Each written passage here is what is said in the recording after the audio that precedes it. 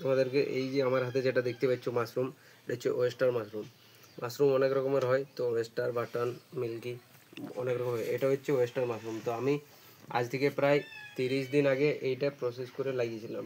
তো কীরকমভাবে আমি এই যে সিলিন্ডারটা তৈরি করেছি সেটা তোমাদেরকে বলবো। আর আমি পুরো যে এই যে মাশরুমটা করেছি, স্পন কোথা থেকে নিয়েছি না নিয়েছি, তোমরা যদি সেগুলো চাও কিংবা তোমরা কীরকমভাবে করবে যদি ট্রেনিং চাও, তাহলে আমার সাথে যোগাযোগ করতে পারো। তো আমি তোমাদেরকে ট্রেনিং দিয়ে শিখিয়ে দেবো।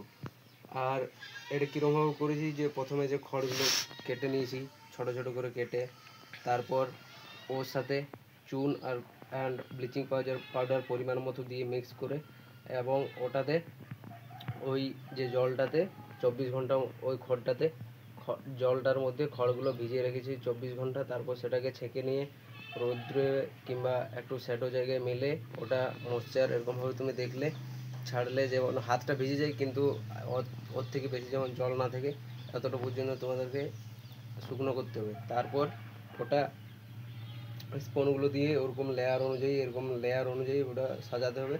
তারপর তোমাদেরকে এরকমভাবে যে কাটার আছে কাটার দিয়ে মুখটা শক্তভাবে আটকে নিতে হবে। তারপর ছোট ছোট ছিদ্র করে দেবে যাতে হচ্ছে বাতাস চলাচল করে।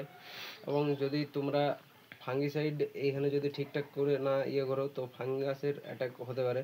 তো তোমরা ফাঙ্গিসাইড ইউজ করতেও পারো, কিছু ফাঙ্গিসাইড যে কোনো দোকান থেকে তোমরা ইউজ করতে পারো। তো আরও ডিটেলসে তোমাদেরকে বলে দেবো, কিংবা এরপর যখন আমি করব পুরো স্টেপ বাই স্টেপ প্রসেসগুলো তোমাদেরকে আমি দেখিয়ে দেখিয়ে করব। তো সেটা তোমরা যদি এইটা ট্রেনিং কিংবা এর মাশরুম নিতে চাও, কিংবা যে কোনো এর মানে মাশরুম সম্বন্ধে যদি কিছু জানতে চাও, তো কন্ট্যাক্ট করবে।